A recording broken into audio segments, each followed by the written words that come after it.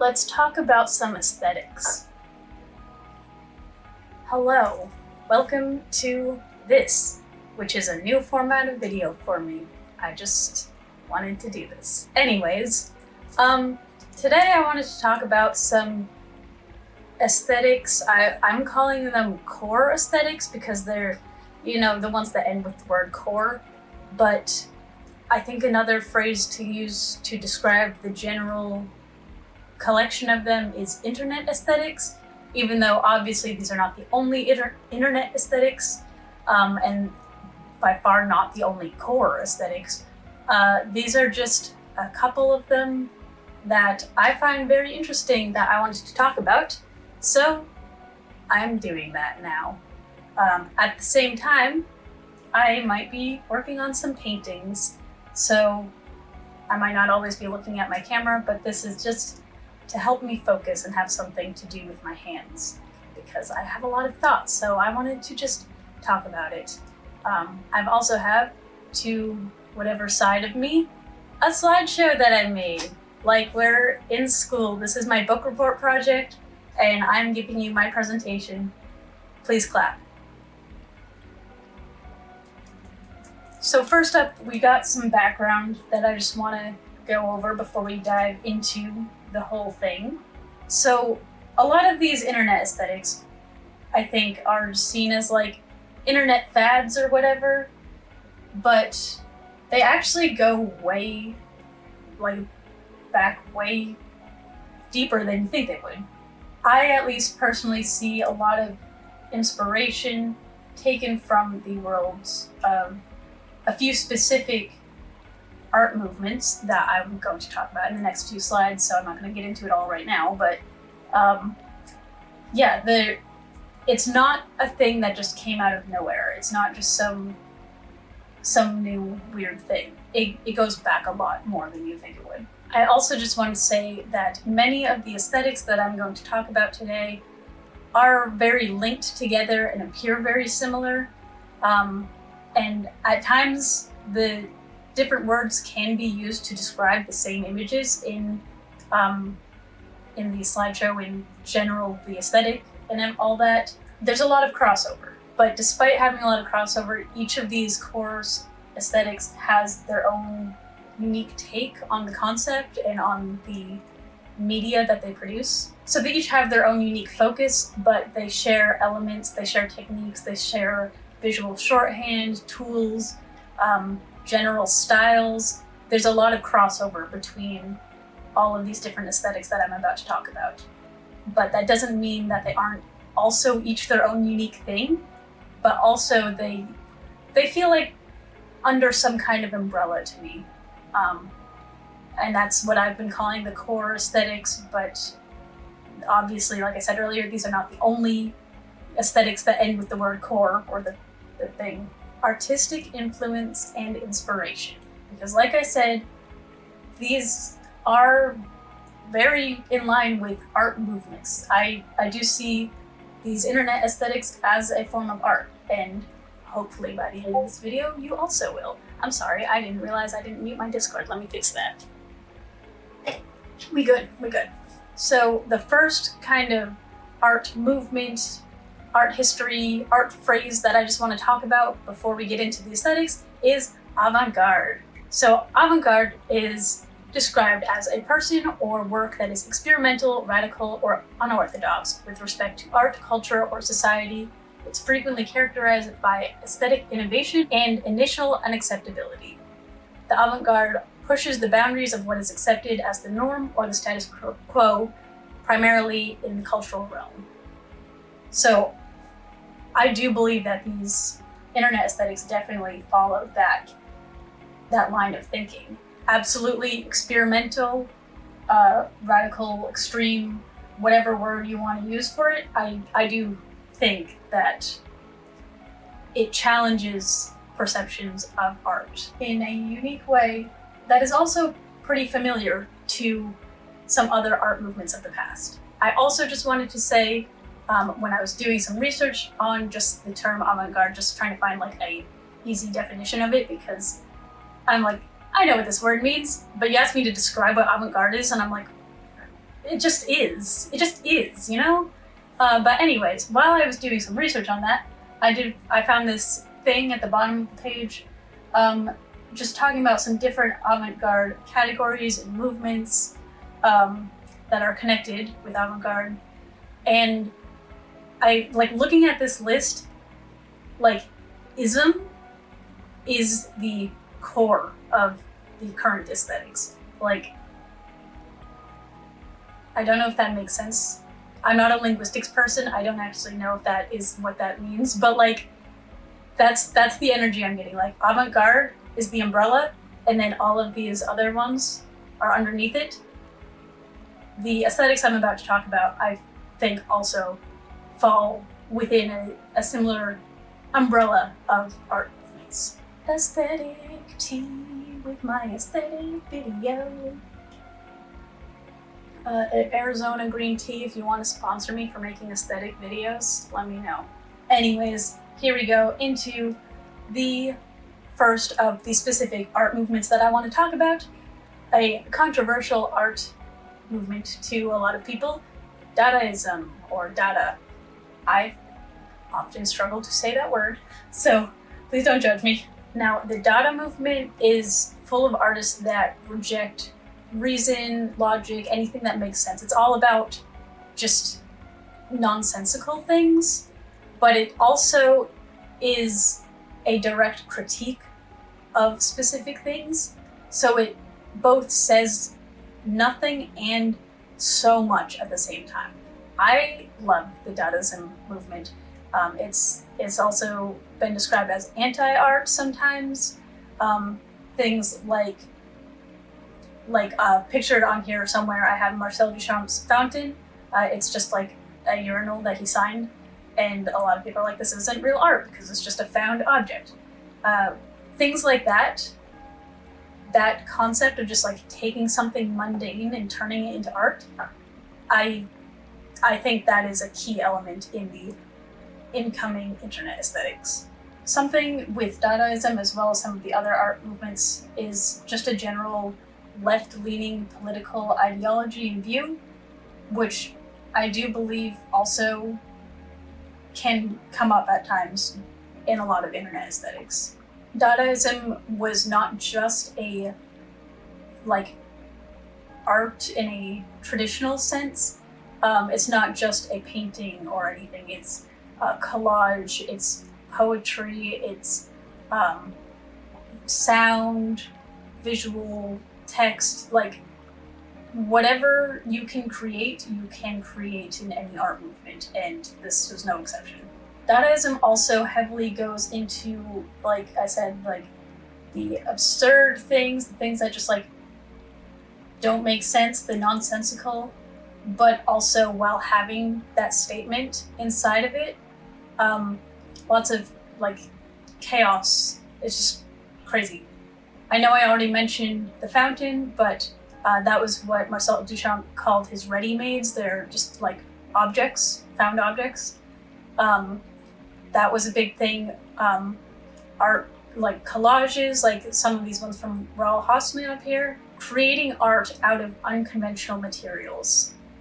I think that's a big thing to keep in mind with Dadaism and all that moving forward as well. Next up is one of my personal favorite art movements, the Surrealist art movement. While I'm here showing them my paintings, this is a Surrealist art piece I'm working on currently that's heavily inspired by Salvador Dali and Frida Kahlo, among a bunch of other things, but that's a different topic, that's a different discussion. Anyways, Surrealist art really grew off of what Dadaism started and turned into its whole own thing. They continued with the ideas of like chaos and things that don't go together really, illogical, strange, all of that.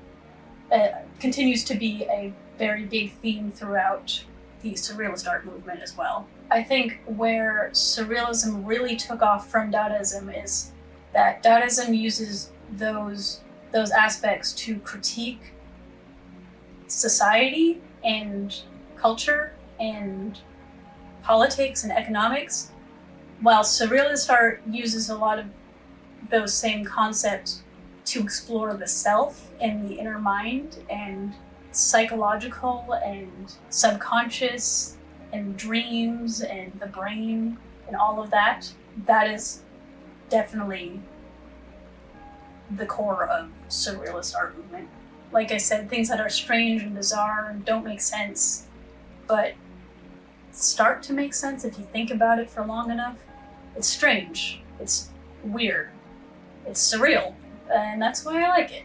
It's all about personal interpretation, which I think is a very fun way to approach art and viewing art, because no two people will ever see the same thing exactly in a piece like this. Something that I also definitely note, just as a historical context thing for both Dadaism and Surrealist art, is that both art movements do circle around World War I and World War II in times of great political and economic and worldwide tragedy and upheaval and lots going on in the world. Lots going on, lots of things to be upset about, lots of things to think about, and where many of these internet aesthetics rose much more prominently and became much more popular or notable during the time of the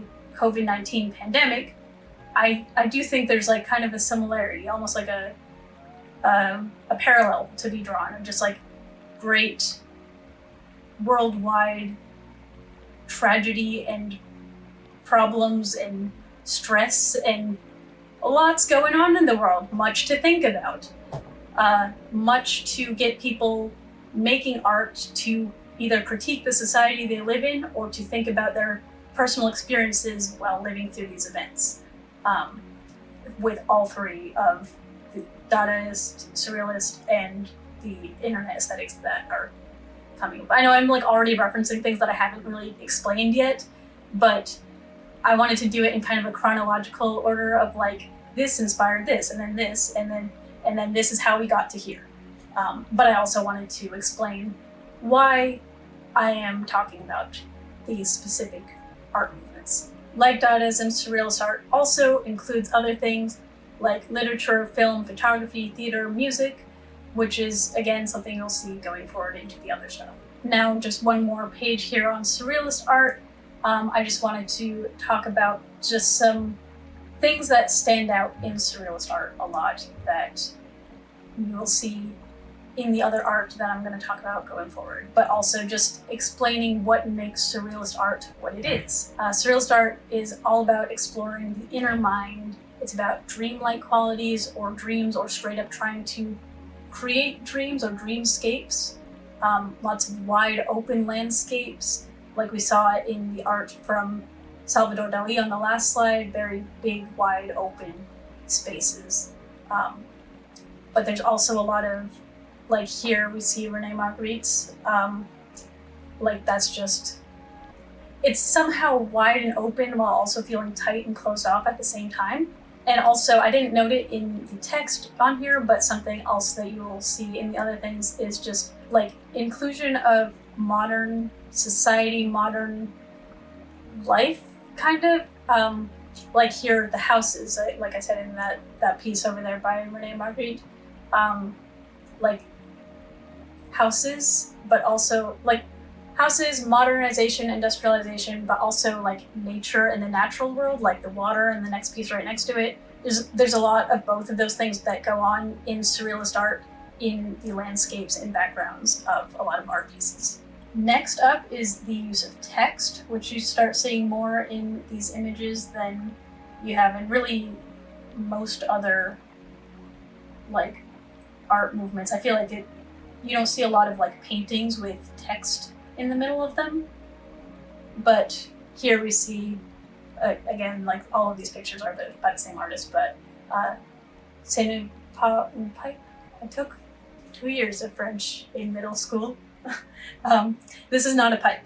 It's just an image of a pipe. It's just a depiction of a pipe, but it's not actually a pipe. Humor. Humor is a big part of it, while also it is saying something at the same time. it is saying like what is art. I'm not going to explain the whole art piece to you, but like the text can be both humorous while also making a point at the same time. Next, there's human figures or parts of human figures, where just like commonly seen, especially as the artist is trying to examine their inner mind, their inner thoughts. Is it the self? Is it self-portraits? Does the person represent other people? You see more figures in this art. Distortion, warping, exaggeration, all of that, just things that just don't seem right. They're just, that's not how that works. But also, from the image, it just seems like maybe that is how that works. It doesn't seem out of place while also not being right. It's not our world. But maybe in that world, seeing men fall from the sky like that is normal because it doesn't seem out of place in this picture. But to us, it's totally out of place. That's not real. There's a lot of things like that where it's like strange, not our world. And then last thing I had in here was a critique of modern society, which I think I kind of already touched on a little bit with the like housing thing. But yes, a lot of this art is like the artist typically is reflecting on something in their life, their personal experiences, but also their place in the world around them and their opinion and views on the world around them as well. Now I also just briefly want to touch on some other things that are clear influences on these web aesthetics that may not be necessarily like art movements, but are inspirations or influences on these pieces. So first up, just pop culture in general. I probably could have included a section on pop art in here too. I didn't think of it till now. But like pop culture, especially Japanese pop culture, things like anime, manga, video games, not just Japanese video games, but video games in general, but especially Japanese media, the internet, technology, nostalgia as just a concept, but also specific nostalgic things as well. Both are influences and also common things that show up in these types of images, common themes, common items, whatever. Vaporwave and that whole aesthetic and genre of aesthetics definitely was a precursor to these internet aesthetics and definitely paved the way for these ones to come. Same, I think, with lo-fi and the sounds of lo-fi. Backrooms and liminal spaces are massive, massive artistic influences and parts of the internet aesthetic world in general. Themes of nature versus nurture and industrialization and modernization versus nature and the natural world. Also, in turn with that is American suburbs, American suburbia. Much of these internet aesthetic posts do seem to be centered around American life and American culture. Not to say that those are the only people making these images, but it does seem to be that specifically suburban America in the 1990s through 2000s is a specific inspiration. Like, as you can see the picture on the side here where I have like all the houses lined up, like that seems unnatural. That doesn't seem right. That's so unnatural. That's not how the natural world looks. But it doesn't need to be exaggerated to look unnatural here. So when you take something like that and then you exaggerate it even more, it's like a lot. This art also tends to have a lot of expressionism, or not expressionism like the art movement, but like expression of the self and symbolism.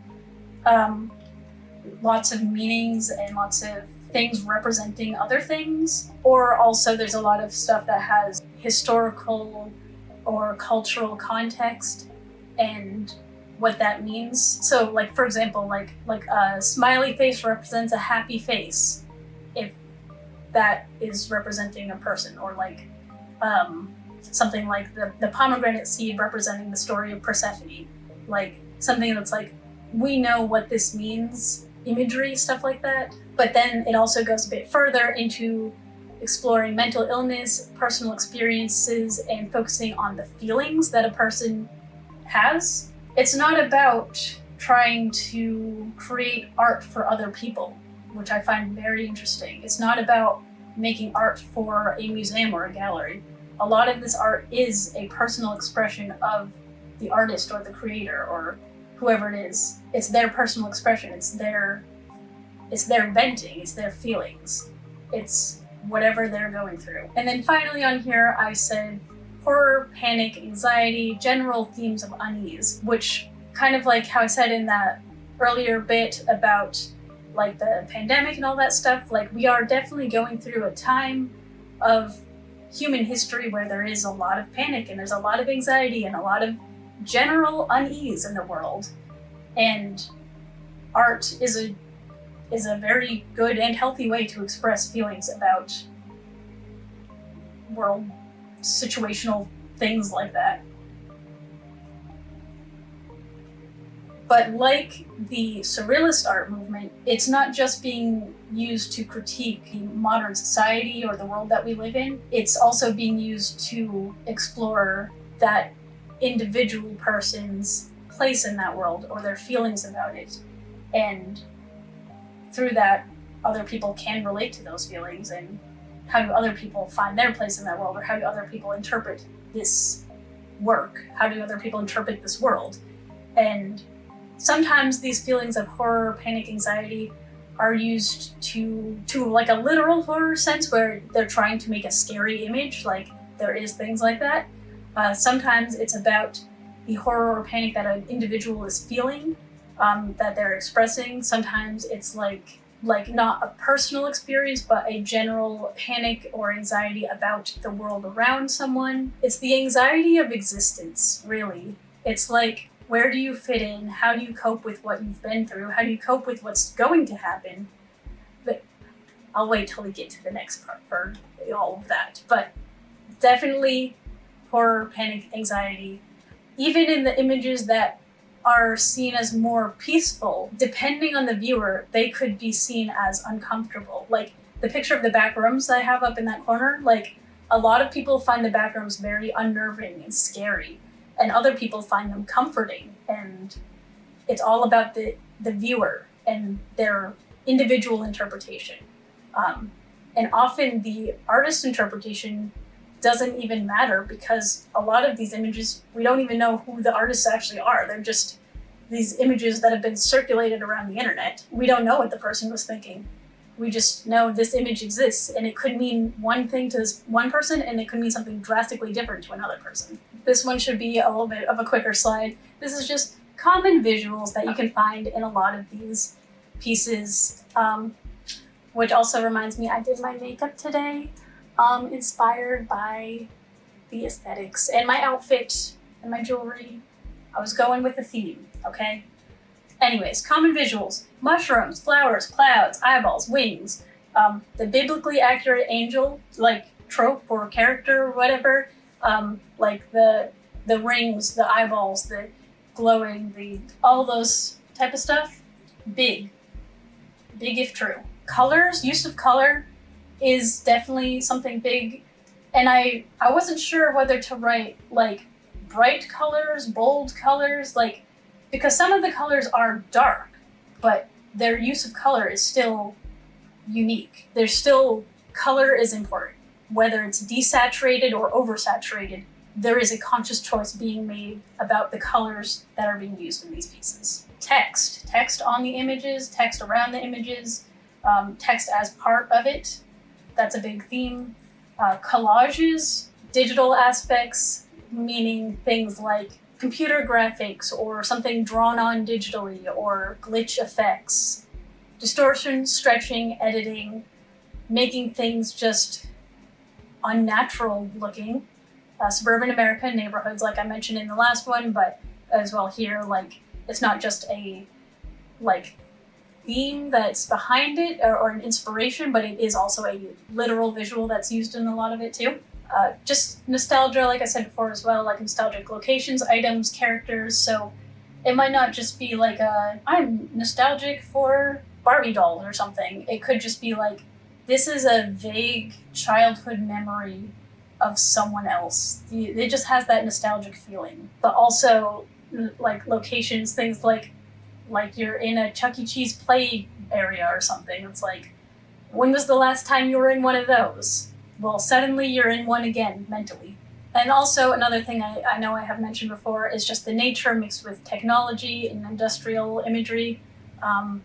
The struggle between like man or nature and nature or like modern technology, industrialization, all of that, I think again continues with the theme of the artist or viewer trying to figure out where they fit in the world. Do you fit better with the natural things or the technological things? And how do you experience these things? And how do these things interact? And how do they interact around you specifically? There's a lot of questions to be asked with these themes and these visuals and these ideas.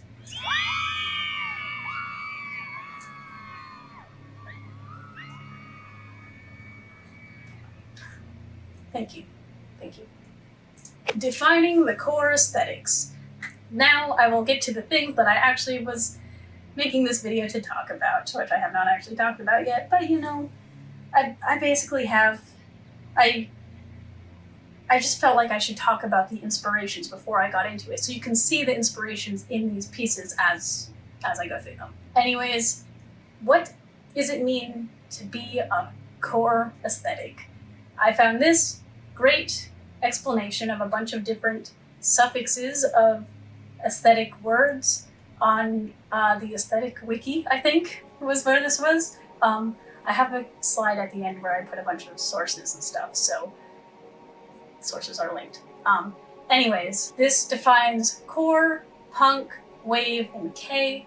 Right now, the only one that's really important to us is core, but the other ones I think are still interesting and connected, so I included them in here anyways, just because it's nice to know what those words actually mean. And that is not just a word that people throw onto stuff for whatever reason. Anyways, the core suffix essentially just means that this is the thing that this is about. And to put it in like super basic terms, it's the theme, it's the focus, it's the what is this about of the whole thing. So, like I said earlier, many of the aesthetics have a lot of crossover between them, and like similarities, and that could technically, like one image could technically be considered dreamcore and weirdcore at the same time, but it's just about what's the focus of it. So with that being said, let's get into some different focus groups of stuff. So first up, we've got dreamcore. Yay! That seemed like the best one to start off with because it feels like visually the most basic, not to call it basic, like that, but all of the other ones seem to build off of this. This seems like the starting place where the other ones add more stuff on top of what dreamcore outlines as the basic, which has already been the basic since liminal spaces and backroom stuff, and that, and vaporwave, and all and the surreal star, all of that was in a blender to. I don't know if dreamcore actually came first. It's hard to tell, like timeline-wise, when these things appeared because it's the internet, and they just kind of happen. But I feel like, at least subject-wise, dreamcore is a good base place to start off with. So like I said, core just means this is the focus of the thing. So dreamcore, obviously, the focus is dreams. It's about trying to recreate a dream. It's trying to feel like a dream. It's trying to explain or show what a dream is. It feels like oftentimes something you could have dreamed about yourself. Like sometimes people leave comments on posts like these and they'll be like, oh shit, I did have a dream about this place. Just because they're so vague and like unrealistic that they're not real, usually. Since it's a dream, you don't always remember a dream completely. A dream doesn't feel like reality. It feels like a dream. So dreamcore often uses foggy elements, really bright or pastel colors, and missing, repeating details, things like the hills and the houses repeating, everything looking exactly the same. Or, so like you see like the suburban America influence of like it all looking the same, but also it doesn't look the same as real life. It doesn't look right. There's something off about it. That unreality feeling, that distorted feeling, that feeling like you might not be where you belong. And similar to things like the backrooms, like I pointed out earlier, these images may be feeling comforting to some, but could also feel like unnerving and spooky to other people. It's really about the personal interpretation and the person viewing the art. A lot of Dreamcore images don't tend to have subjects or people in them. Sometimes they do, but a lot of times they're just spaces. Like you are the subject and you are viewing, this is your point of view, and like you could look around, you feel like you could be standing inside of this space. Dreamcore also has a lot of digital art, collage art, photography, things with digital manipulation.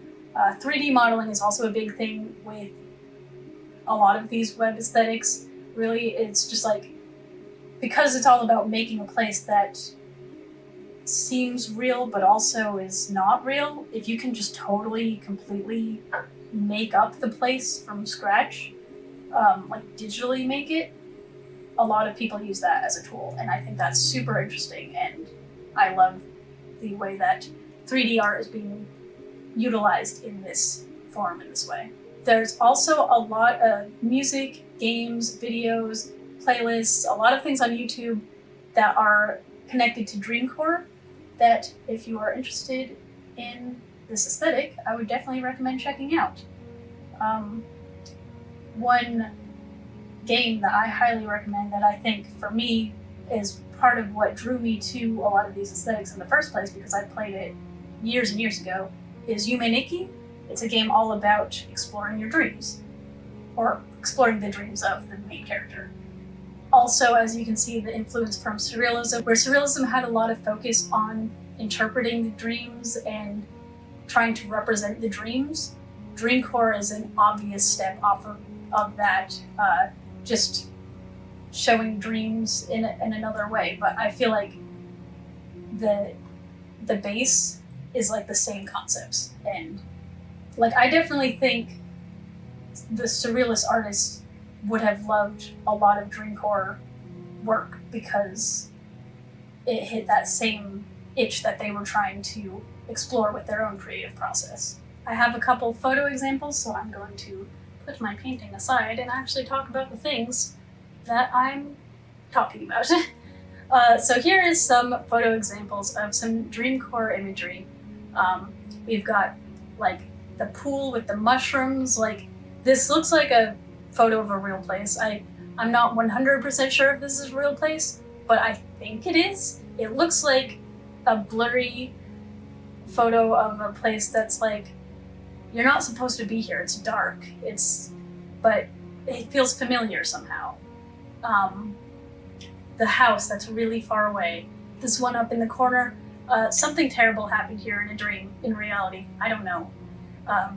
That definitely, the text definitely makes you think. Like, I don't know. It just makes you think. What happened? Where? How do you not know if it was a dream or reality? What is this person thinking about? Did something bad actually happen at this place? Like, it makes me think, like, did a person go out to a place where something terrible happened to them and take a picture of something unidentifiable and then make this post? I don't know. But that's my brain sees these images and tries to make up a story with them, tries to understand it. And that's why they're so interesting, because they make you want to understand them, because they're dreams. And that's how a lot of people feel about their dreams too. It's like, you have a dream, you want to understand, you want to know why did I think about this? What does this mean for me? What is my brain going through to think of this? The one in the middle, don't get too attached, you'll wake up eventually. That's, again, like very dreamy imagery with the text, but also with the image itself.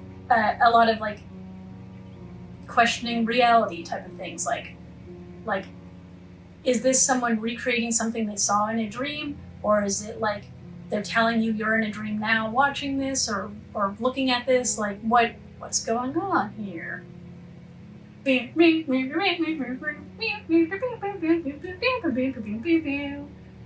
ding. Anyways, I also love the one with the stairs in the corner here. It's like, I don't know, it's like chaos. It's like, it makes me dizzy looking at it. It's like all these things and they don't line up and it's wrong, but I feel like I've seen this before, and I feel like I've seen the things not lining up right. Like your brain's trying to put the picture together, but it's like, it's not quite right. Like, I don't know, that one to me looks the most like what my dreams look like to me. So that one I definitely had to include in here. Another slide of some Dreamcore imagery, which I kind of match right now. That's fun. The clouds, the sky, definitely big themes specifically in Dreamcore. Dreamcore has a lot of the clear blue, like bright blue, cloudy skies. I know I said clear blue, cloudy skies. Do you know, like, the blue is clear, and then clouds, like it's painted on clouds or like something like that. Like the clouds just look fake, but that's what clouds look like. I don't know. I love this one up in the corner that says, "The path before us is arduous, but our destination is safety and real comfort." Like, it's like this person, I think, well, it's like, I could give you my personal interpretations of what I think each of these individual pieces mean, but that might not mean the same thing to you.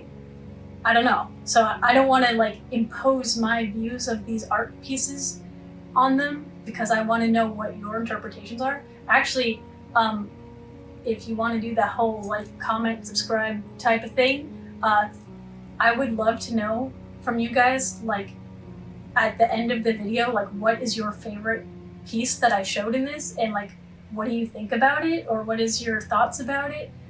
Because that would be fun. I like sharing, even though I just said I didn't want to like ruin it with my interpretation. I like sharing my interpretations of art like this with people, and I like hearing other people's like views of it. So yeah, if you have any thoughts from any of the things I show, whether it's this section or any of the other sections, let me know in the comments, because that would be fun. I'd like to talk about it with people. And one more slide of Dreamcore images. We've got the happy little mushrooms, but they look really big. Are they big mushrooms or are they little mushrooms? It looks like I could walk through this path and these mushrooms are bigger than me. That's definitely not a real thing in the real world, but I totally have dreamed about walking through a forest of mushrooms, and I would like to again. That seems like a fun time. I love this one up in the corner where it's like the stairs and then the rainbow and the outside. Like, that's not a door that leads outside. That's like up the stairs. Like that's not how that works. But like when you're having a dream, sometimes you go up the stairs and then the next thing you know, you're outside, and it's just like, it's a dream. It doesn't have to have the same rules as real life. But also, what is it saying with the question mark, with the circle, with the arrow? Like, what is that telling you as the viewer? To question what's outside? Is it telling you that's where you should go? I don't know. Like, is it your quest marker? Are you a video game character and it's saying your next quest is out here? Maybe. I don't know. What do you think? And then the last one we got down here, welcome to the dream world, with the little eyeball, angel wings, hands, biblically accurate angel in the suburbs, in the hills, whatever. Welcome to the dream world. It's all a dream. It doesn't have to make sense. It doesn't even have to mean anything. Sometimes it does. And sometimes it's just a random assortment of like, this is what a dream feels like. And I think that's really cool, to take something so abstract and try to make it tangible, especially something that's so abstract that everyone experiences differently. It's cool. And it's really cool how it works. Like, some of these images you see it and you're like, yeah, that is what my dreams totally look like. And sometimes you're like, what are you people dreaming about? Because I don't dream like that.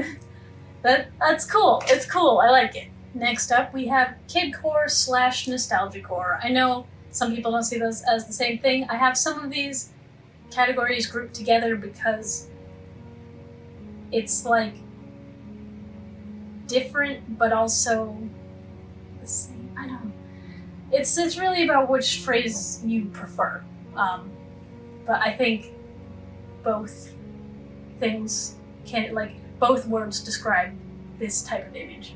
So of course, kidcore, nostalgiacore, the focus is on being a kid. It's on nostalgia. It's about childhood. It's about growing up. It's about embracing your child self, healing your inner child. It's about remembering childhood. It's a bunch of things. Like, they all really are. Specifically, this aesthetic does have a lot of 90s and 2000s things, nostalgia for those specific eras, though there is also a lot of nostalgia for like 80s things too sometimes, but for the most part, I usually see like 90s to 2000s. It features lots of toys, candy, bright colors. This is where you see a lot of the oversaturated colors is in a lot of kidcore and nostalgiacore, because that's kind of how you remember that time. It's where dreamcore focuses on trying to replicate what a dream feels or looks like. Nostalgiacore is about replicating the feeling of nostalgia or recreating a memory or just remembering something that you remember. It doesn't have to be recreating or creating a new memory, but memories, the past, but specifically childhood, not just like, oh, I was a young adult during this time or something, or a teenager. It's like, I was a little kid. And I think a lot of it is about reliving childhood. And that's a lot of it is about like, oh, I always wanted this toy as a kid and I never got it. But now I'm 25 and I can buy myself silly toys if I want to.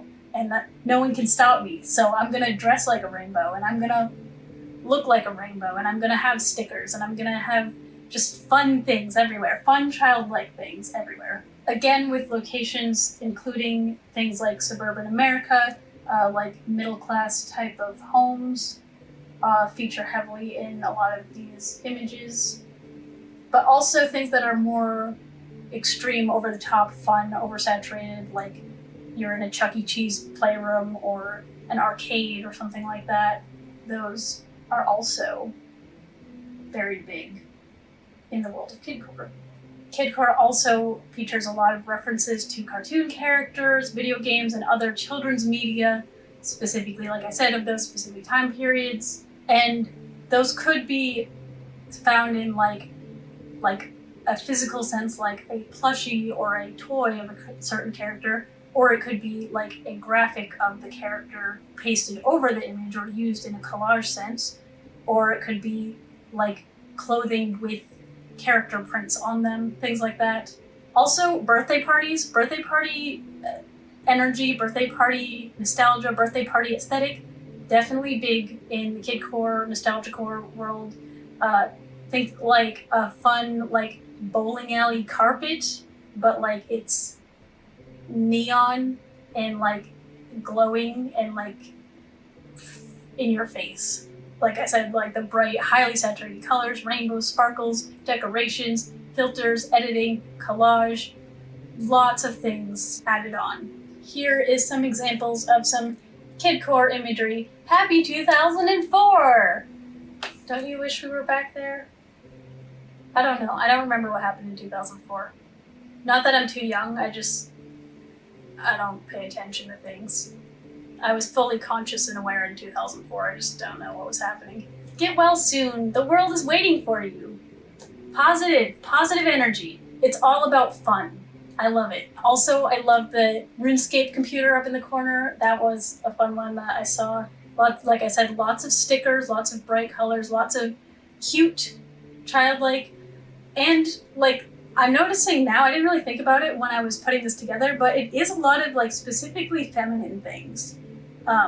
Traditionally feminine, like the bright colors, the rainbows, like girly things from that time period, which I think is nice because there's a lot of the world's kind of built around hating on things that young girls like.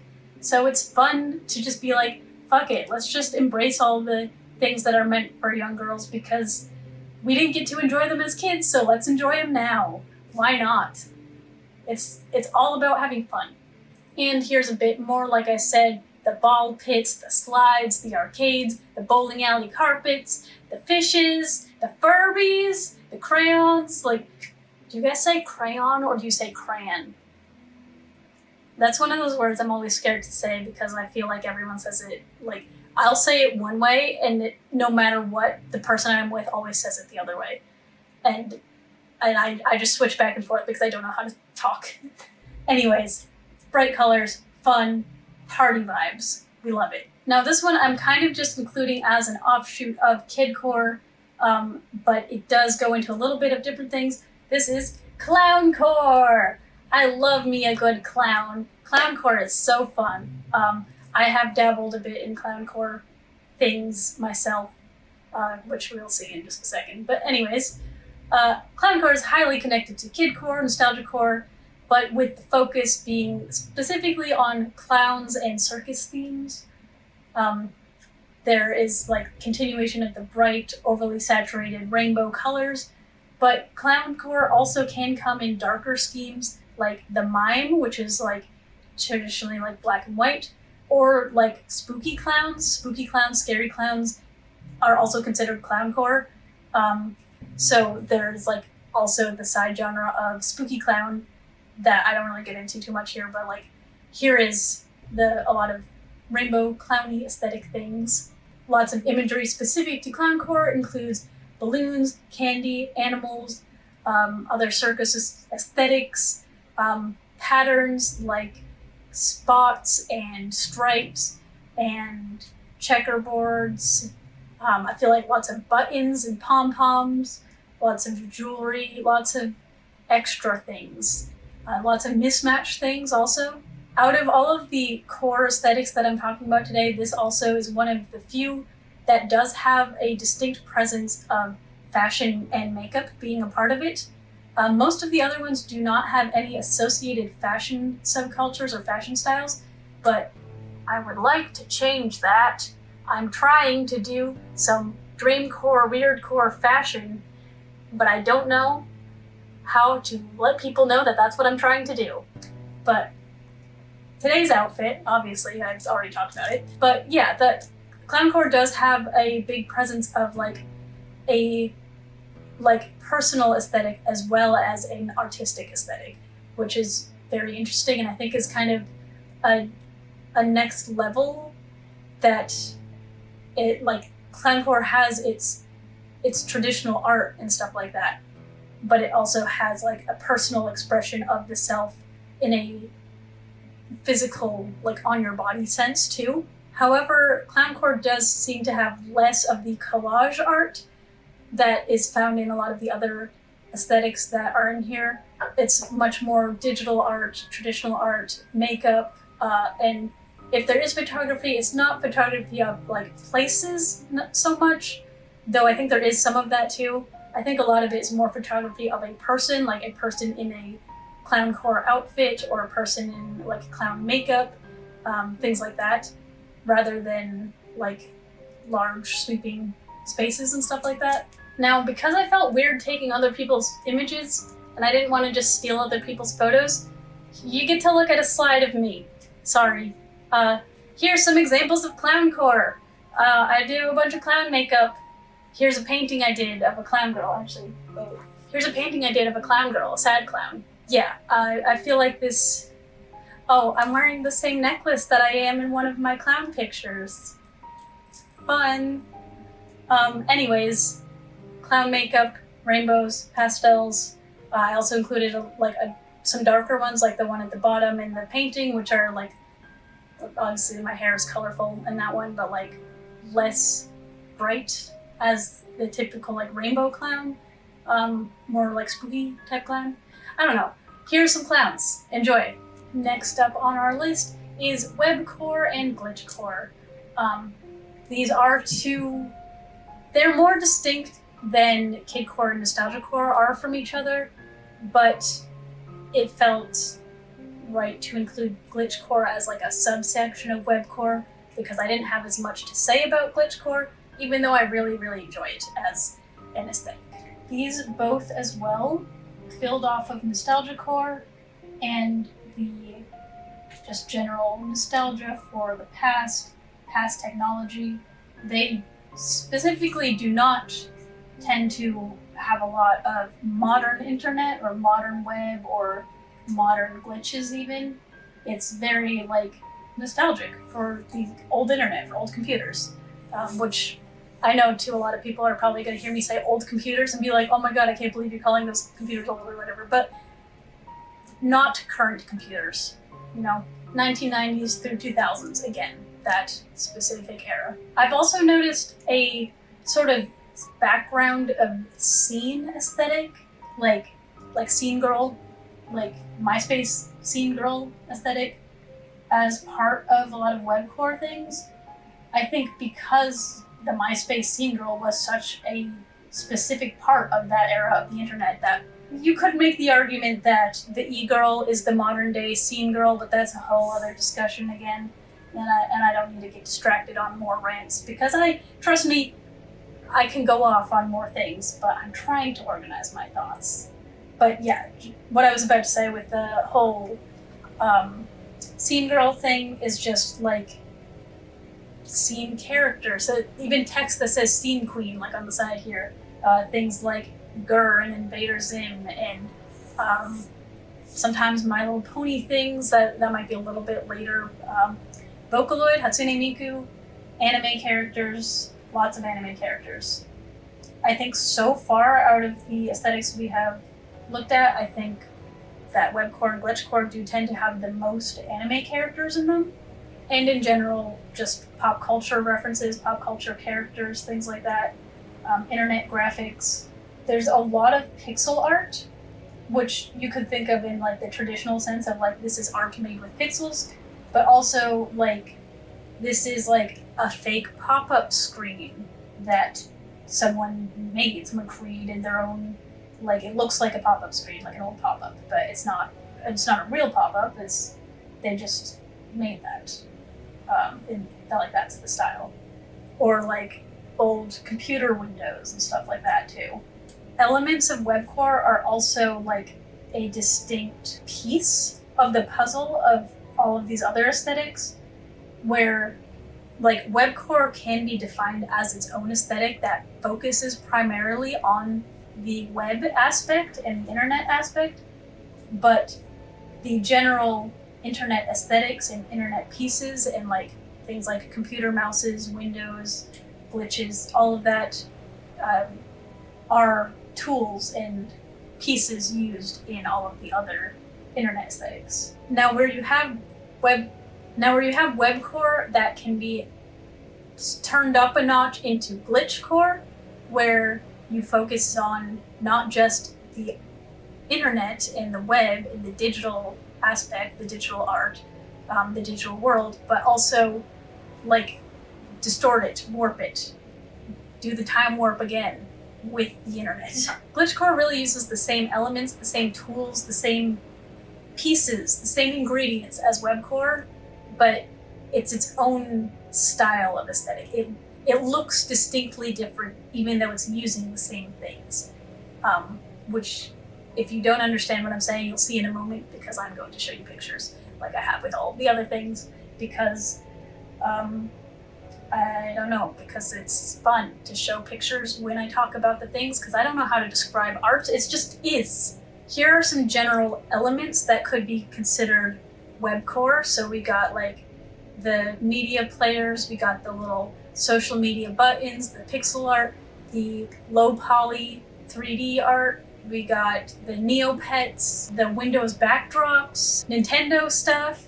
We got it all. We truly got it all in this. Here's a piece of webcore digital art that I really liked, that I found while researching for this video. The information about the artist is up in the corner. I did try for all of the art that I have in here. I got credit information, but there's a lot of these images that I cannot find credit information for because they've just been cycled around the internet so much that I have no idea where the origin is, and I don't know how to find it because they've been posted so many places so many times. But I did try to, for like any examples of art that are like drawings and things like that. There's information. Please go check out the artists. They're probably wonderful. I don't know this person. I just like their art. They have a good art. I appreciate it. But yeah, this is Webcore. Salutations, new user. You're just a friendly little buddy in your computer. Very angular, very like bright colors. The computer effects around it. Yeah, I think this is a very good example of some Webcore art in a more traditional sense, besides just a aspect or piece of another piece of art. And of course, you would expect Webcore art to be mainly digital art, but I love this one. I absolutely love this. This is like so, I don't know, I love it. I don't know what it is. Maybe it's just because I'm nostalgic for this era of Neopets, but it's called Nostalgic Neopets. Acrylic on a wood panel. This is a traditional art piece on wood of an internet thing, of like, you can see the computer screen around it. Like this makes me think of being a child and looking at my old ass computer and playing Neopets as a kid. This is how my brain remembers it. Like vaguely enough that's like, I can't really read the text, but that's not what's important. I remember Neopets. I remember the rainbow into the like, you know, it's nostalgia core, it's dream core, it's dreamlike because it's a memory. It's not quite there. It's kid core because it makes me think of childhood, and it's web core because it is the web, it is the internet. And I think that's wonderful. I think that it's wonderful that people could make something like this. People like to argue if things are real art or not. This is real art. This is a physical art. Someone painted this with their hands. Like, someone made this. And I think that's wonderful. Not to say that the other art or digital art is not real art at all. That's not what I'm saying. But I know that other people make that argument, and it's like, these aesthetics, these art movements are a part of art. They are a part of digital art, they are part of physical art, they're part of new art, they're part of traditional art, they're part of art history, they're part of modern day art. It's cool. I don't know, I like it. I like this piece a lot. I really like this one. Now here, this is the crunchy, delicious, yummy glitch core. It's so obnoxious and I love it. It's all in your face. It's so bright. It's so harsh. It's hard to look at it sometimes. And I love it. I love the Hatsune Miku with all the eyeballs. Why has she got so many eyes? Does she have eyes in her hand too? That's crazy. I love the colors being so blown out, but they don't look low resolution. They don't look low quality. They look that way on purpose. Like, that is part of the look, that's part of the aesthetic, that's part of the vibe. I just think that's very cool. I know I'm saying that about everything, but like, I love these. I love that. Actually, while we're at it, let me show you while I'm painting and stuff.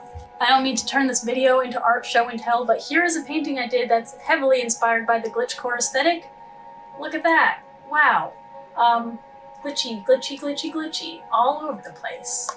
And yeah, I like this aesthetic a lot. All of the aesthetics that I'm talking about in this video are all aesthetics that heavily inspire me for my own creative process, for my fashion, for just things I enjoy consuming on the internet. So that's why I wanted to talk about them. But yeah, I'll get back to the point. I did not realize that the next slide is also about me. So I just showed you my painting. Here is some more glitchcore things that I've done. This is a glitchcore OC character that I made. I haven't done anything with her besides like draw her a bunch and make an outfit based on her. But this is like an outfit that I like specifically designed and like put together with the intention of like, I want to rewear this outfit and be this type of character. The whole outfit, the whole thing is inspired by glitches and like monsters, Monster Girl aesthetic. I did write a whole backstory for the character also that nobody asked for. Nobody asked, but I did write a backstory for this character. But anyways, does she have a name? Oh no, I asked the internet, I was like, what do I name this character? And then I I thought I decided on something and then I was like, I don't know. And then I never actually decided on a name. I've just been calling her my glitch girl. Or my glitch monster. But here's my glitch monster. I wanted to include a lot of the elements of the aesthetic and visual aspects into a fashion look. So here it is, in digital art form and in real life fashion form. Oh my god, I can't believe I ran out of my aesthetic tea. Got another one, don't worry. The next one, Weirdcore! Ta-da! Weirdcore is one of my favorites. I don't know, it's hard to say that one of them's my favorite because they're all four different things. They all feel different things. But Weirdcore is the one that I would use to describe, if I had to choose one of these aesthetics to be the umbrella term, I would say that Weirdcore is the umbrella term and all of the other ones kind of go under it. But also, I feel like Dreamcore is kind of a predecessor to Weirdcore. So they're kind of like up here. Anyways, Weirdcore is weird. That's the point. Video over. There it is. No. Video's not over because I have too many things I want to say about it. Weirdcore focuses on the weird things, obviously. The things that are strange, unusual, don't go together, mismatchy, confusing, like, what the fuck am I looking at type of things. It's there to shock, but also to say things at the same time. They're oftentimes humorous, like similar to the surrealist art humor, where it's like, this is not a pipe, this is just a picture of a pipe. This, like, many people have this power. What power? What are you talking about? It's just a picture of a cloud. But, like, then you think, like, the power to, I don't know, the power of the heavens. Like, I don't know, it could be super deep like that. Or it could just be like, many people have this power. Like, it's all about interpretation. So it really depends on the viewer. And also, it could depend on, like, the viewer's state of mind when they see it. Like, the same image could mean something else if you saw it at a different time. But also, as much as there's things that are humorous and silly, they can be, like, deep and meaningful and have a lot behind them. Do you think of the people that tend to be seen as in society as weird people are like the outcasts, they're the others, the people that don't fit into normal society. So people who don't fit into normal society and are othered tend to have struggles related to that or to those feelings. And I think that's part of why this aesthetic is so appealing to so many people, and why this, as a general art form or style of creating, is so appealing, which I will get into a little bit more in the next topic after this too, because I have a lot to say on that. But I know it's coming up, so I'm trying to focus. Colors in Weirdcore, again, very distinct. Sometimes they're super, super bright, sometimes they're super dark. It really depends on the tone of the image and the intention of the image, and because, like, some of these images, like I said, are meant to be kind of spooky and scary and, like, meant to cause alarm and panic. And sometimes they're there to be silly and funny and all the things in between. So colors, whatever they are distinct and they're purposeful. There is a decision being made with colors to do funky things with them. And I like funky colors. Obviously. Look at me. I love me a funky color. Funky colors are fun and fabulous. These tend to be some of the most creative of the images, blending the tools and aspects from, like, dreamcore, kidcore, nostalgiacore, clowncore, glitchcore, webcore, all of that. It takes the aspects and tools from them and combines them into one big mush of everything. So I think that lets it lend itself to a lot of creativity with it having so many pieces that you can use to create these type of images. At the same time, a lot of them get critiqued for not being creative, in quotations. I'm not going to tell people who is and who isn't being creative, but they do get a lot of pushback because of people not seeing them as art. They think, like, oh, you just put some text on an image. Why should I value that? But it's the same as Dadaism, the same as Surrealism. It's a much bigger picture. Like, the the question of what makes something real art is not a new question to us as people. And I definitely think that Weirdcore follows in the footsteps of its forefathers and ancestors in the art world. Weirdcore also tends to blend a lot of real life things, real imagery, real items, real photography, and digital aspects, digital manipulation, digital collage, digital distortion, lots of blending of the physical and digital, which I think also connects with the blending of things like natural and industrial, and modern and like nature, modern world and nature world. It's all about blending things that don't go together. That's the whole point. Weirdcore themes and elements are not just exclusive to these digitally edited photos, though. They're also used in things like traditional art, in drawings, paintings, in sound, music, in like ambient sound things. There's a lot of that in performance, hopefully more in fashion as well. I'm trying to encourage that. If anyone has inspiration for Weirdcore outfits, tag me in them because I would love to see them. Anyways, before I move on to the next slide, I just want to talk about the two other pictures. There's just besties. Hey girl, hey. And also, please go away. You're not ready to see us yet. They're just there. What does that mean? I don't know. Does it mean something? I don't know. Does it have to? I don't know. That's the whole point. It makes you think. And I like that. I like art that makes me think about things. Here are a few examples of Weirdcore photography specifically. One, my favorite genre of image, the girly TV setup, especially, like, I didn't get one in here, but the Disney Princess TV playing Silent Hill 2 or Resident Evil or like PlayStation horror games. PlayStation horror games are also a very specific interest of mine that I really love, and I would love to make some content about those at some point in my life, but that's a video for another day. Anyways, I love that because that's totally, first of all, for me personally, very nostalgic for me. I did have the Disney Princess TV. I did play Silent Hill 2 on that TV for the first time when I was a teenager. The best way to experience that, in my opinion. But also, so like besides it being like personally nostalgic for me, I do love the blending of such distinctly different aesthetics. That's another thing that I'm very into, is like blending the cute, pastel, girly, kidsy stuff and Silent Hill 2. Like, very different. Things that don't match up. Weird.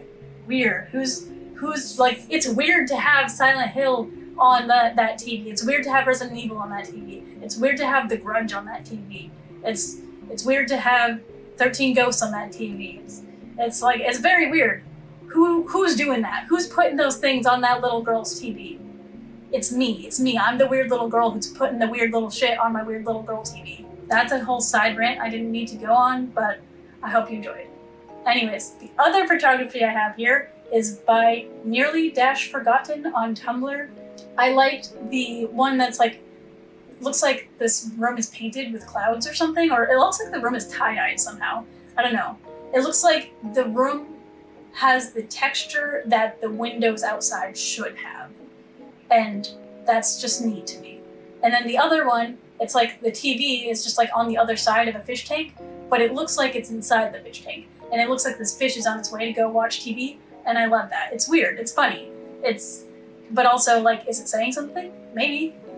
Think about it long enough and it probably is. Or don't think about it and just think about a fish going to watch TV. Either way is fun. Either way is a valid way to consume art. Now we have some of that absurdist, surrealist humor that I was talking about, with some real hits here. I love these. The fruit is going rotten! And it's just like this very yellow kitchen.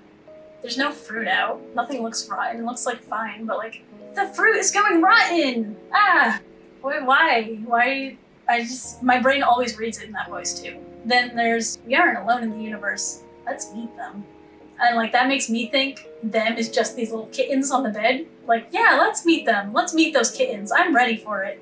But then it's like, maybe the kittens are communing with like fucking aliens. Who knows? And then also, Luigi, you make a terrible god. That looks like a meme. But also, that is considered weirdcore, and that's part of the fun also of weirdcore. And also, so I think it's part of the fun, but I also think it's part of the problem of people not considering it art in a traditional sense, because they're like, that's just a meme. You can't call a meme art. But also, if it has intention to be art, or if it, I don't know how to describe what is and isn't art, but I think Luigi saying you make a terrible god is art, and you can fight me on that. Another genre of weirdcore is the type that is self-reflection. It makes you think more. That's not just a... Sometimes you see these funny images, these weird images, and you're like, oh, I'm thinking about like, what's going on here? What did the author intend? What is this supposed to be about? Whatever. But sometimes there's an image that's meant to make you think about yourself. Whether it's meant to think about like the author or the creator, the artist, if they're just thinking about their own selves, or if they're trying to get other people to think about these specific topics. Here we have you experienced a bizarre and inexplicable event? Well, you're not alone. You're right. I am not alone. A lot of people have experienced some weird shit. And it makes you think, like, oh yeah, everyone's going through their own shit, aren't they, huh? I might have some shit in my life, but they've also got some shit in their life that I don't even know what they're going through. So, I don't know. That quote with the happy balloons makes me think, yeah, you're right. We should be nice to people because we don't know what everyone else is going through. But also, again, like, I don't want to just project my thoughts about it. Like, this could not mean that at all. This could just be, like, I don't know, it could be a million things. Then there's also, do you want control? Yes? No? Maybe. It's a direct question to the viewer, and with instructions on which way to go. It also maybe has like some darker undertones with the, do you want control? Yes, being the ocean, like, you're gonna just walk into the ocean, like you have control of your life by making the decision to walk into the ocean, but are you continuing to live if you just walk into the ocean? Or is the ocean more representative of like a broad horizons, and you can go anywhere you want, and you've got to just hop on a boat and you can just go wherever you want, and you don't have to just walk and drown. You could just sail away to somewhere fantastic and new. Like, I love these things for these different interpretations that you can pull from them. And then what's the last one we got down here? Don't you dare dream of a better world. And it's just like a kitchen. It's like, I don't know, that makes me think suburban America and all that whole thing again. Art that makes you think, especially that makes you think about yourself. The author is definitely encouraging the viewer to think about themselves, to reflect on themselves, to think about their responses to these questions or to these problems or to these situations. Yeah, self-reflection is definitely a whole genre of these images. Here we have a couple of examples that show more of the collage style weirdcore images, all with text on them. Like the one with the red mushrooms and the eyeballs, the big one, that's like a classic example. If you just search weirdcore or dreamcore on YouTube, you'll find like 10 different playlists with this exact image on the thumbnail. It's everywhere. Like, this is the image that comes up everywhere. The one in the middle with the eyeball girl with the dress and the pink house, that one's from a TikTok, and I actually have not used TikTok for like months. I used to use TikTok a lot, and I just haven't been on it for a really long time. But I am aware that there's a large community of weirdcore and dreamcore video creators on TikTok. Some of them I think have like series and like recurring characters and stuff that they do. And I haven't really checked them out too much, but I should because I am interested in this topic, obviously. But that, I believe, is from one of them. And then again, like this eyeball person with the flower around them says, "Hey, do you need a moment?" And it's like also leans into like the self-reflective thing. Like you start thinking like, do I need a moment? Do I need help? Am I okay right now? Like when you read the question, your mind can't help but start to think it, even if you realize very quickly, oh, there's no one here to actually talk to, or oh, no one actually asked me that. It's just a picture I'm looking at. Your brain does still immediately start to think, like, how would I answer this question right now? I don't know. That's what my brain does. Here we have some Weirdcore digital art. I love these. I just love both of them. They're wonderful. The cow one is by Beefcliff on Tumblr, and the fish is by, I'm so sorry, Nakakabalu on Tumblr. I like both of these pieces a lot. I love, like, the cow, just like, I wouldn't expect you to understand. We do things differently here in Farmport. And then, like, the fish one, it's just got so much going on, so much detail, so much. It makes me think of a digital collage, even though it's drawn by this person. And, like, the text, that one gets me thinking a lot. And every time I see this fish one, I just keep staring at it, and I feel like every time I look at it, I see another detail, and I start, like, pulling a different meaning out of a different piece of it. But then, like all of this art, there could be no meanings. It could just be a collection of things that this person felt like drawing. Who knows? It's not meant to have a explanation for it. It's meant for you to pull your own explanation from. And I think that's what I really like about this whole genre of creative things. Here's just a slide of some other stuff that I liked that fit the vibe, but like a different vibe. This is more like a darker vibe. Also, Yume Nikki, that game I was just talking about earlier with the Dreamcore thing, the game about going through the dreams, that's in here.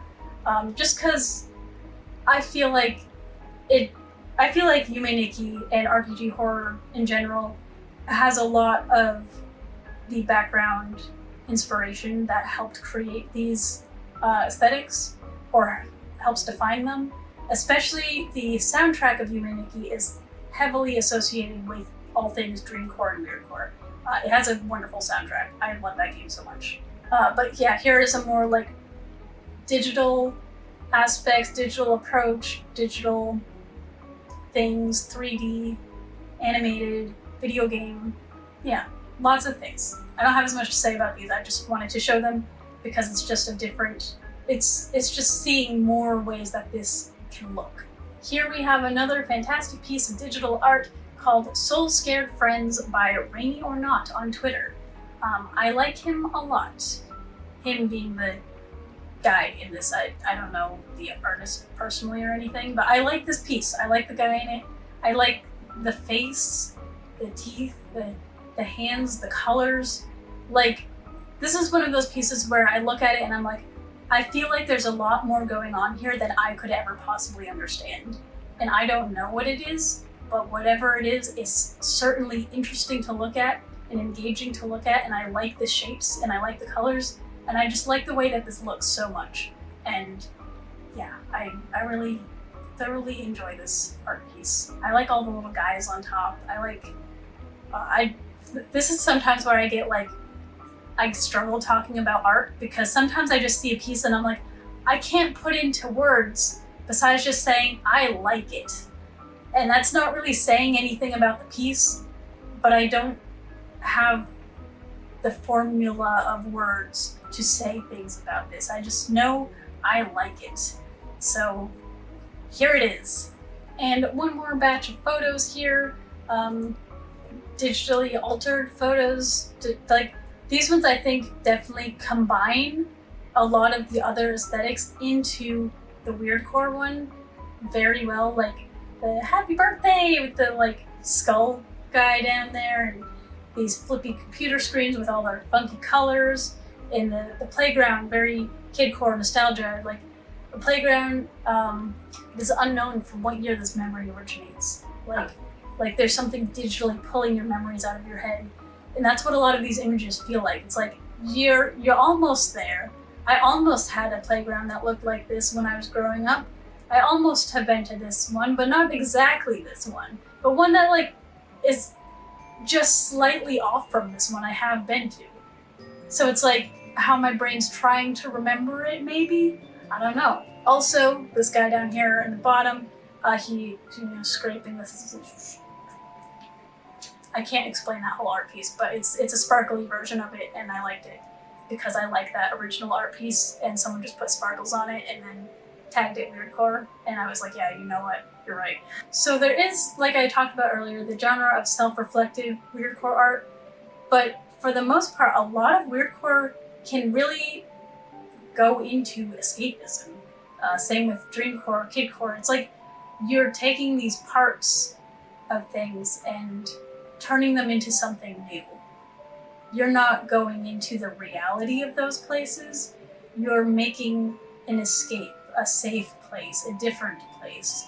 It's like a place of your mind. It's not a real place that you can actually go to.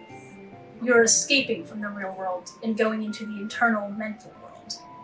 But following that, we have a brief trigger warning, because I am about to talk about Traumacore. My first slide is not going to have any distressing images on it or anything, but I will be talking about trauma, because that is the core of Traumacore. Well, I mean, the core is core, but, well, all of the other aesthetics have really focused on, like, escape and fun and fantasy and dreams, with a little bit of self-reflection and thinking about your place in this world and all of that. Traumacore does the exact opposite. They use the same tools, the same toolbox of items and pieces to make a totally different message out of it. And so I'm going to switch the slide now, but here is your warning. I will put text on the screen if you want to skip this topic. I will put text with the timestamps. But yeah, if you want just the description of what it is, stay tuned. If you want to skip it entirely, that's fine too. Do whatever you want. I'm just making a video and talking about stuff. But you have the power in your hands to fast forward or pause it or exit it or do whatever the fuck you want with it, because you're the one watching the video, not me. So this image that I have here says, I am constantly trying to explain something incommunicable, which I felt like is like Traumacore light. Like, if you Google Traumacore, you are not going to find like images like this. You're going to find much more graphic images, but I felt like this helped get the idea across just so I could explain the concept of it before I get into showing more of it. But I'm not going to show anything really bad, so don't be worried about that. Just, the topic is trauma. Of course, there's going to be traumatic things, there's going to be stressful topics, whatever being brought up in this section. Anyways, into the description of this Traumacore, like I said, the core is trauma. That is the focus. It's using the same tools as the other aesthetics, but it's focusing on trauma, the concept of trauma, the experience of trauma, the experience of being traumatized, living through trauma, and of healing through trauma. I feel like Jamie Lee Curtis. Oh no. Trauma, trauma, trauma, trauma, trauma.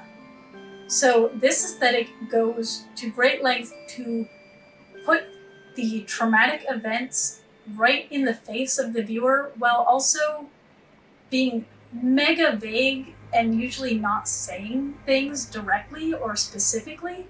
It's just, if you know type of things. But basically, by inferring things, the viewer can kind of place their own thoughts into it, place their own self into it, and interpret it however they personally interpret it. Which again, like most of these pieces in these kind of web aesthetics are all about personal interpretation. These ones especially. Usually they are much more personal to the creator of the piece. A lot of trauma core is described as vent art, like if someone just needs to get something off their chest or get it out, and they don't necessarily want to get into it with someone or worry someone or whatever, they just need to express something. There has been a lot of back and forth about whether trauma core as an aesthetic idolizes or glorifies trauma. In my personal experience, I have not seen that in the trauma core communities, at least where I have experienced it or seen it. I haven't seen much of that. I've seen a lot of people that are just struggling and are just trying to express themselves and maybe don't have someone to talk to, or somewhere they feel safe expressing those things. I think that is part of why a lot of people have a kind of tend to flock to this way of expressing thoughts about trauma, is because you can make these images and just put them out and they can be totally anonymous. When you're afraid of talking to people, I think a lot of people tend to find comfort in just expressing their thoughts and their feelings and not having to worry about it coming back to them or being something that they have to go back to, I guess. I'm not sure how much that makes sense, but I hope that you understand what I'm saying. Obviously, trauma core, the whole thing is that it's referencing trauma, especially personal traumas that a person has been through. So there's a lot of reference to PTSD, abuse, SA, CSA, injury, medical problems, things like that. All are very common themes, as well as like suicidal thoughts and ideation comes up a lot in this type of imagery. This is why I put the trigger warning, because a lot of these topics can be very upsetting, and if you're not in a good place to consume content with those topics, that's not a problem, but that is what it's all about here. So, but sometimes it can feel comforting to express those feelings or to share the way you feel with someone when you feel like you can't share it. And I think that's why so many people like this type of creative work, I guess. There's also a lot of different genres of images, which I kind of wrote about on the slide. I don't want to read that whole bit like word for word, but there's a lot that are like kind of like confessing a feeling, like a person confessing that they feel a certain way, or that, like I talked about, like the suicidal thoughts and ideation. Sometimes someone just wants to get it off their chest and just say it to get it out. So there's the kind of confession images. There's the venting images. Something that I've seen a lot is posts and images that are attempting to describe or portray an emotion that someone's feeling, an emotion, a feeling, something that the creator might be struggling to communicate or not feel safe to communicate. There's also a lot of trauma anger images, so like someone expressing their anger toward an abuser or toward someone who hurt them, or anger toward a situation that they lived through. Expressing the feelings about the events that they were not able to before then. There's also a subsection of trauma core, which I have included in here, called recovery core, which takes the same concepts of trauma core, of expressing the feelings of living through trauma or being a traumatized person, and focusing more on the recovery aspect and how you continue living after being traumatized or having a traumatic experience, which definitely does feel like the natural progression of the whole trauma core aesthetic, where the general grieving process, like you have to go through the anger, you have to go through the rage, you have to go through all of that before you can get to the acceptance and healing aspect. So I have seen a lot of people that have been involved with like the darker side of trauma core eventually start making posts more geared toward recovery core as they've worked on like taking care of themselves and healing and getting help and being in a healthier life environment. So I've seen personally, just from consuming media, consuming art, that a lot of these people that get involved with this, sorry, I'm talking a little bit slower here. I'm like trying to make sure I'm saying my words right. But a lot of people in this have used this successfully as a tool for coping. And I think that's a wonderful thing, that so many people have been able to find like help and find a safe place to express themselves through art. And obviously this does not like, it's not like the fact that it helps some people means it's okay for everyone to view, or that everyone who's been through trauma wants to see images like that. Like, absolutely not. There's a lot of heavy and deep topics, and it's definitely not for everyone. But I've seen it as a nice thing for some people, and I just like seeing art that deeply affects people or helps people in their lives. So I really wanted to talk about that because I just like that, like when people say it's just a picture on the internet, like maybe to some people it is just a picture on the internet, but to other people it's a space to vent, it's a space to express themselves, it's a space to create, it's a space to be themselves. I don't know.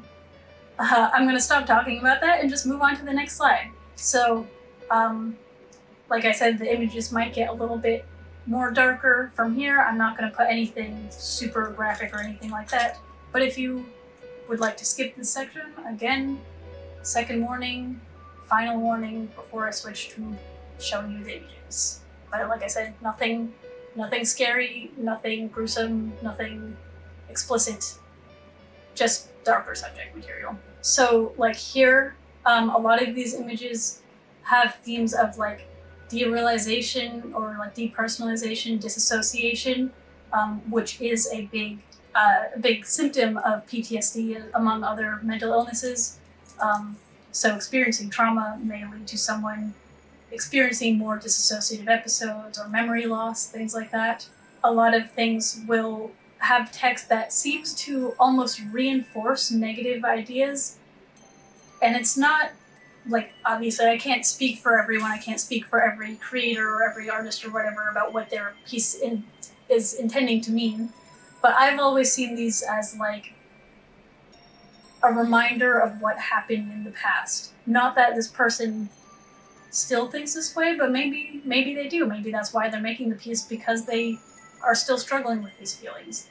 Whatever it is, it's a very intense emotion that these people are putting into these types of works. These are some that I consider in kind of the trauma anger, trauma rage subcategory of just like wishing it didn't happen, or self-doubt, anger, rage, like intense emotions. Not so much self-pity, but like resentment, anger, frustration, anxiety, fear, all those topics that I talked about early on in this. In the category of trauma core, obviously those are way heightened because it's about a person's personal trauma, personal experiences, personal anxieties, all of that. It's about expressing the concept of trauma, it's about expressing the memory of trauma, it's about expressing the lasting impact of trauma on a person. So those themes are all highly elevated here. You might see less colors, but at the same time, there's a lot of trauma core that is way out there with colors. And you tend to see that more in things that are related to child abuse.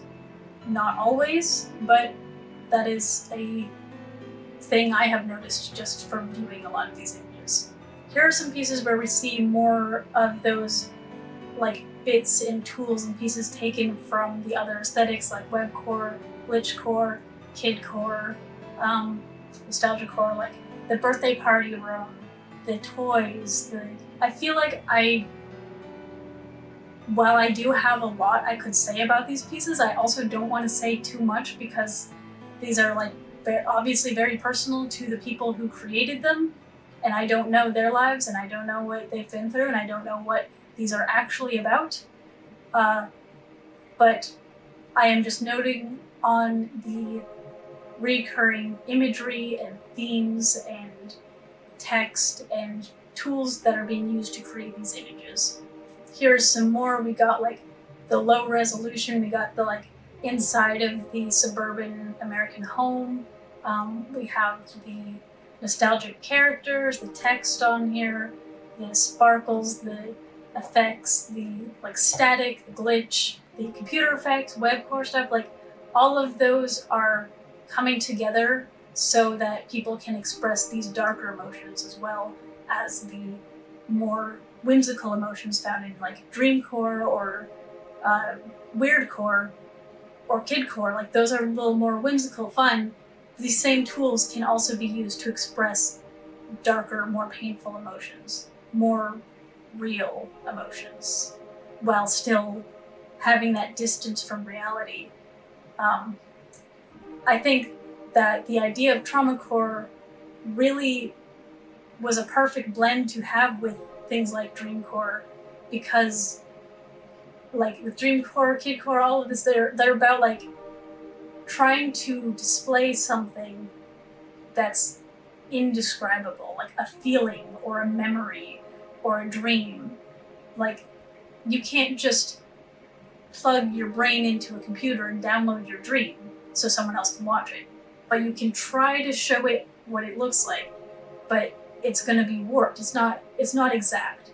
And I think that concept of trying to take something abstract and turn it into something visible to share with others lends itself very well to the concept of trauma and mental illness and emotions in general, because these people are taking the abstract concept of emotions and memories and trying to express it through these images. Also, as you can see with traumacore, text is so much more important in these images than they have been in any of the others. Where I think Weirdcore really put the text on the map, you're putting text on your pictures. The text is often nonsensical, or you can't really draw meaning out of it. Or if you can, it's a vague meaning, or it's a meaning that's different depending on the viewer.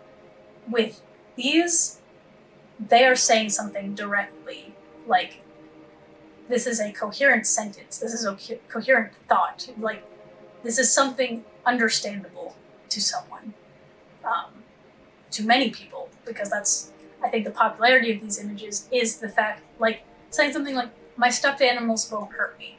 That's, a lot of people could relate to that. I think also some of these are some of the images that I put in where it's like you start seeing more of the somewhat positive view, not quite, like finding comfort in the horrors of your mind is maybe not a positive feeling to have, but also something talking about finding comfort is much more different than talking about self-hatred and these more negative self-talk.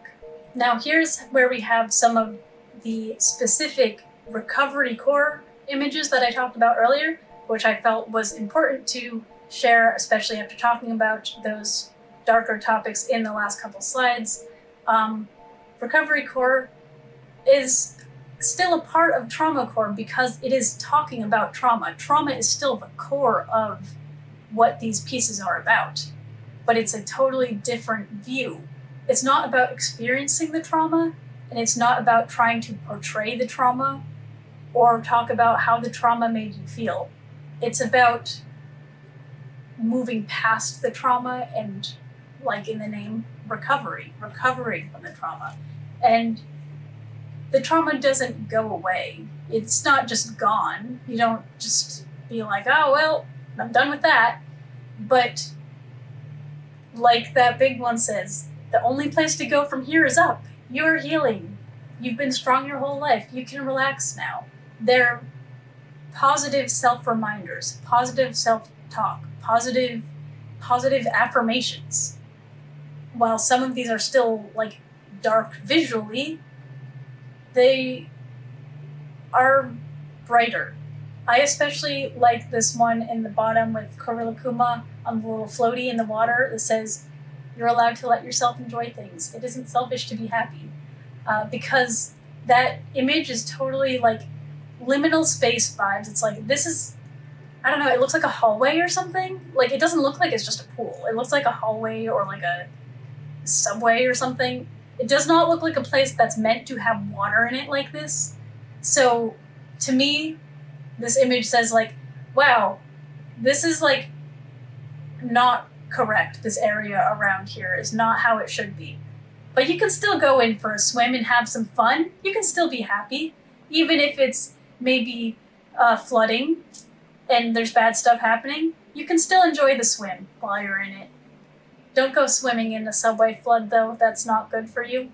It's just the metaphor, you know, the image. It makes me think, which I've said a million times in this video, that pictures make me think. A picture has 1,000 words, unless it's one of these, which has like 8 words. You know? I'm not trying to make fun of it. I'm really not trying to make fun of it.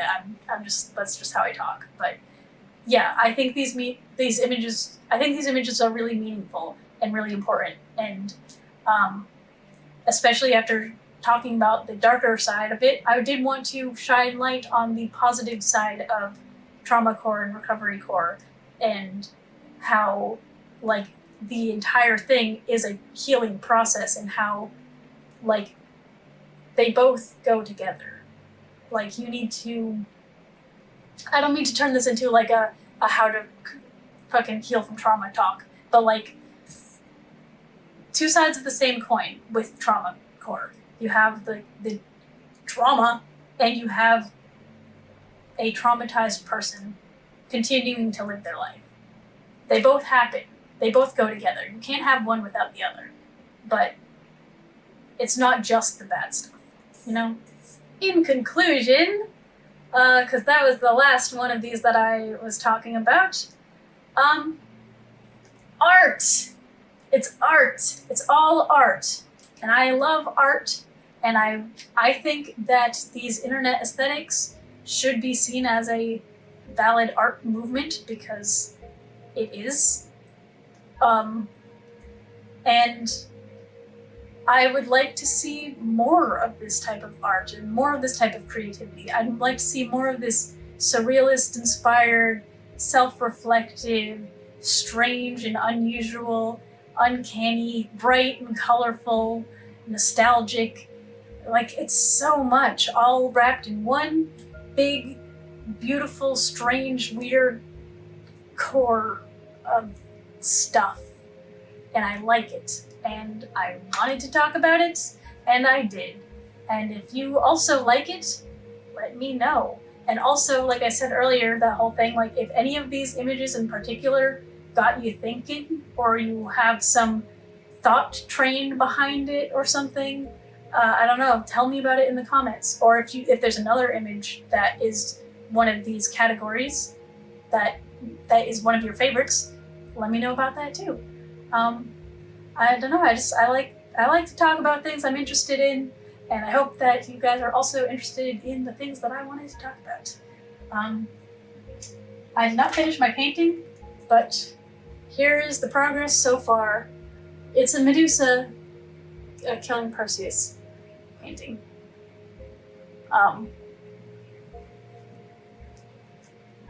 Anyways, after the discussion about trauma core, I don't feel like I should talk about this painting. Anyways, art! That's it. Bye.